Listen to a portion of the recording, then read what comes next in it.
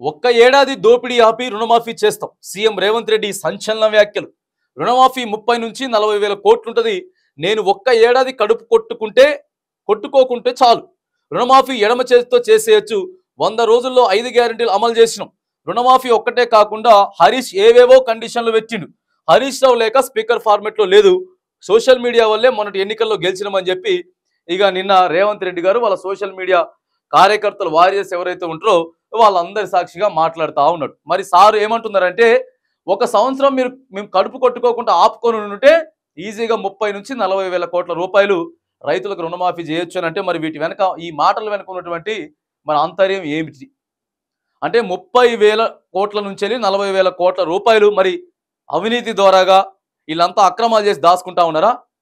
మరి అంతే కదా. ఇప్పుడు ముఖ్యమంత్రి గారు సాక్షాత్తు నిన్న వాళ్ళ సోషల్ మీడియా కార్యకర్తల సమావేశంలోనే మాట్లాడిండు. వద్దని మీ నోరు కట్టుకుంటే అంటే ఎవరి పైసలు అయ్యి మరి ఎవరి పైసలు ఎవరు ఆపుకుంటా ఉన్నారు? ఇప్పుడు ఇచ్చే ప్రయత్నం చేస్తే మరి మీరు ఆపుకుంటున్నారంటే మరి ప్రతి సంవత్సరానికి 30,000 నుంచి 40,000 కోట్ల రూపాయల్ని కనిపించకుండా మరి మీ నోట్లో వేసేసుకుంటే మరి ఇది ఏంటిది? తెలంగాణ రైతాంగం ప్రత్యేకంగా ఇగో ముఖ్యమంత్రి గారు మాట్లాడినటువంటి మాటల మీద మరి ఆలోచన చేయాలి. ఇంకేమంటాడు సారు? రుణమాఫీ ఎడమ చేత్తో చేసేయచ్చు. రుణమాఫీ 30 నుంచి 40 వేల కోట్లు ఉంటుంది. 100 రోజుల్లో 5 గ్యారెంటీలు అమలు చేసినాం. 100 రోజులలో 5 గ్యారెంటీలు ఎన్ని అమలు చేసారో ఒకసారి చెప్పండి. రైతు భరోసా అందులోదే కదా ఇచ్చిర్రా? మహిళలకి 2,500 అందులోదే కదా ఇచ్చిర్రా? గ్యాస్ మరి 80 లక్షల మంది రేషన్ కార్డు ఉన్న వాళ్ళకి ప్రతి ఒక్కరికి ఇస్తా ఉన్నారా? ఫస్ట్ ఏమో 500 రూపాయలకి ఫ్రీగా ఇస్తామని చెప్పిండ్రు. ఇప్పుడేమో ఫుల్ పైసలు మాకు ఇవ్వండి, మిగతాది మీకు అకౌంట్లలో సబ్సిడీ కింద వేస్తామని చెప్తా ఉన్నారు. 200 ఫ్రీ యూనిట్ కరెంట్ ఏదైతే ఉందో మరి ఉన్నటువంటి 80 నుంచి 90 లక్షల రేషన్ కార్డుదారులకి మరి ఎవరైతే కిరాయికుంటా ఉన్నారో వాళ్ళందరికీ ఇస్తామని చెప్పారు. వాళ్ళందరికీ ఇచ్చిర్రా అండి? ఇవన్నీ చేసిర్రా? రైతు భరోసా వాళ్ళు 10,000 ఇస్తామని చెప్పిర్రు, మేము 15,000 ఇస్తామని చెప్పిర్రు. చేసిర్రా? ఇవన్నీ చేయకుండానే మీరు 5 గ్యారెంటీలు యాడ్ ఇచ్చినట్టు చెప్పండి.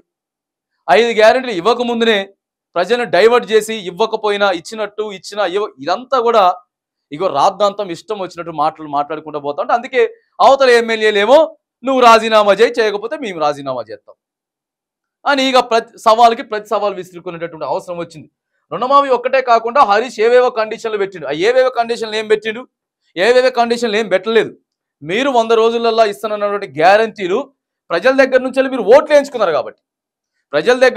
ఓట్లు వేయించుకున్నారు కాబట్టి ప్రతిపక్ష హోదాలో ఆయన ఎమ్మెల్యేగా ఉన్నాడు కాబట్టి హరీష్ రావు మీరు రుణమాఫీతో పాటు మీరు చేస్తున్నటువంటి 6 గ్యారెంటీలే అవి కూడా చేయండి అని చెప్పేసి అడుగుతాడు. ఏవేవైతే అందులో అయితే రాసుకురాలేదు. ఏవేవో రాసుకొస్తే మాత్రానికి ప్రజల మద్దతు ఉండదు. ఆయన రాజీనామా చేసినా మనకు అవసరం లేదు, చేయకపోయినా మనకు అవసరం లేదు. ఎందుకంటే మీరు చెప్పినటువంటి మాటలే, మీరు చెప్పినటువంటి గ్యారెంటీలే, మీరు చెప్పినటువంటి హామీలే కదా ఆయన అడిగేది. రుణమాఫీ ఒక్కటే కాకుండా ఏవేవో 7 కండిషన్లు ఉన్నాయి, అన్ని మీరు చెప్పినాయినా. మీరు చెప్పినవి కాకుండా వేరే ఆయన ఏమైనా కొత్తగా కల్పించి ప్రజలకు రుద్దే ప్రయత్నం, ప్రజలను తప్పుదో పట్టే ప్రయత్నం చేస్తే మనమే బాధ్యత క్లియర్గా అడుగుతాయి. హరీష్ రావు గారు మీరు మాట్లాడేది కరెక్ట్ కాదని చెప్పేసి మనం అడుగుతాం. మీరు ఇచ్చినటువంటి హామీలు మళ్ళీ మీరు సంవత్సరంలో నెరవేర్తామని చెప్పినవి కాదు కదా, 100 రోజుల్లోనే మీరు నెరవేరుస్తా అని చెప్పిర్రు. రుణమాఫీ డిసెంబర్ 9కే చేస్తా ఉన్నారు. మరి ఇక ఆయన మొత్తం కూడా కలిపి ఆగస్టు 15వ తారీఖు చేయమని చెప్పి మీరు చెప్పినవి ఆయన అడుగుతా ఉన్నాడు. ఇక హరీష్ రావు లేక స్పీకర్ ఫార్మెట్లో లేదు.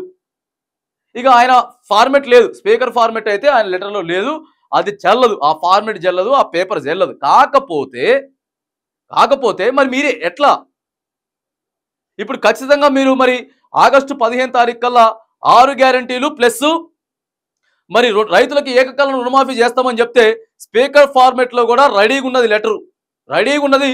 మీరు ఈ బాటకి బాధ్యత కట్టుబడి ఉంటే నా స్పీకర్ ఫార్మెట్ లెటర్ మొత్తం ఏదైతే ఉందో అది మొత్తం స్పీకర్కి ఫార్వర్డ్ చేస్తా అని చెప్పి మరి ఆయన చెప్తా ఉన్నాడు. మరి మీరేం చెప్తారు? దీనికి సమాధానం మీరేం చెప్తారు? మరి ఆగస్టు 15వ తారీఖు కల్లా 6 గ్యారెంటీలు చేయలేస్తారా, చేయలేరా? మహిళలకి 2,500 ఇస్తారా, ఇయ్యలేరా? కళ్యాణ లక్ష్మి 1,00,000తో పాటు తులం బంగారం ఇస్తారా, ఇయ్యలేరా? రైతు భరోసా మరి ఇప్పుడు జూన్ మాసం నుంచి వేయాలి అంటే ఆగస్టు కంటే ముందే రైతు భరోసా మరి వేస్తారా, వేయరా? మరి వీటన్నిటి మీద కూడా మీరు సమాధానం చెప్పాల్సినటువంటి అవసరం బాజాప్తా ఉన్నది. ఇక నిన్న జరిగినట్టు సోషల్ మీడియాలో మీరు చేయబట్టే, మీరు కష్టపడబట్టే మనం గెలిచినాం, మీరంతా కూడా బాగా కష్టపడ్డరు. ఇప్పుడు ఎంపీ ఎన్నికలలో కూడా ఎక్కువ ఇంకా ప్రజలలోకి పోండి అని చెప్తా ఉన్నాడు. కానీ అప్పుడు ఉన్నటువంటి స్పందన అసెంబ్లీ ఎన్నికల కంటే ముందు ఉన్నటువంటి స్పందన ఇప్పుడు ఎన్నికల కంటే ముందు, ఎంపీ ఎన్నికల కంటే ముందు లేదు. చాలా మంది కూడా కాంగ్రెస్ పార్టీ మీద వ్యతిరేకంగా ఉన్నారు. అన్ని వర్గాల ప్రజలు కూడా కాంగ్రెస్ పార్టీని ఆదరించేదానికి సిద్ధంగా లేరు. ఎందుకనంటే అన్ని క్లియర్ గా ఉన్నాయి. మీరు మాట్లాడిన ప్రతిదీ కూడా ఆన్ రికార్డెడ్ గా ఉంది. అదే ఒక ప్రముఖ ఛానల్ ఇంటర్వ్యూలలో కూడా అయ్యా మరి మీరు అమలు కానటువంటి హామీలు ఇస్తా ఉన్నట్టున్నారు, ఇప్పటికే రాష్ట్రంలో ఎక్కువ అప్పులలో ఉందని చెప్పి మీరే చెప్తా ఉన్నారు, మరి మీరు ఇచ్చేటటువంటి 6 గ్యారంటీల కోసం కానీ లేకపోతే మిగతా హామీలన్నిటి కోసం, రైతు రుణమాఫీ కోసం కానీ ఏకకాలంలో ఇవన్నీ సాధ్యమయ్యే పని కాదనుకుంటానంటే మేము అన్ని బడ్జెట్ లెక్కలు వేసుకున్నాం, ఎంత అప్పులో ఉంది, ఎంత వస్తుంది, మేము ఎంత ఇవ్వబోతా ఉన్నామని అన్ని లెక్కలేసుకునే వచ్చినామని చెప్పి రేవంత్ రెడ్డి గారు తర్వాత ఉప ముఖ్యమంత్రి బట్టి విక్రమార్క గారు చెప్పారు. ప్రముఖ మీడియా వేదికగా చెప్పిర్రు.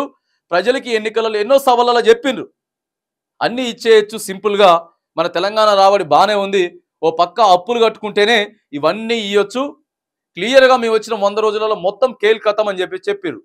బంగారు తెలంగాణగా కేసీఆర్ మార్చుడు కాదు, తాగుబోతు తెలంగాణగా కేసీఆర్ మార్చిండు, బంగారు తెలంగాణగా మేము మార్చుతాం 100 రోజులలో అని చెప్పి మరి ఏం మార్పు వచ్చిందండి?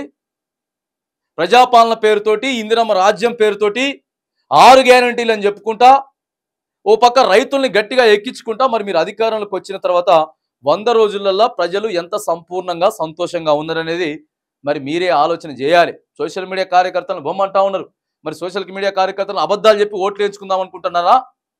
వీటన్నిటిని ఆలోచన చేయాలి. మరి రైట్, ఇప్పటికైనా సరే మీరు ఆగస్టు 15వ తారీఖు లోపు, ఆగస్టు 15 కల్లా ఏకకాలంలో రైతుల 2 లక్షల క్రాప్ లోన్ రుణమాఫీతో పాటు ఏవేవైతే పెండింగ్లలో ఉన్నాయో గ్యారంటీలన్నీ కూడా ప్రజలకి చేరువయ్యేలాగా మీరు చర్యలు తీసుకోవాలని చెప్పి కూడా ఇగో తెలంగాణ రైతాంగం పక్షాన, తెలంగాణ ప్రజల పక్షాన ఈ వేదికగా రాష్ట్ర ప్రభుత్వాన్ని, అధికారంలో ఉన్నటువంటి మన ఓట్లన్నీ కూడా దండుకొని, మన ఓట్లన్నీ కూడా వాళ్ళ హామీల పేరుతోటి, గ్యారంటీల పేరుతోటి ఏవైతే మన ఓట్లు వేయించుకొని అధికారంలోకి వచ్చినటువంటి రాష్ట్ర ప్రభుత్వాన్ని ఇగో ప్రతి ఒక్క అంశాన్ని, ప్రతి ఒక్క గ్యారంటీని, ప్రతి ఒక్క మరిగా ఏదైతే హామీ ఉందో ప్రతిదీ కూడా ఆగస్టు 15వ తారీఖు ప్రజలకు అందించాలని కూడా ఈ వేదికగా మనం రాష్ట్ర ప్రభుత్వాన్ని డిమాండ్ చేస్తా ఉన్నాం.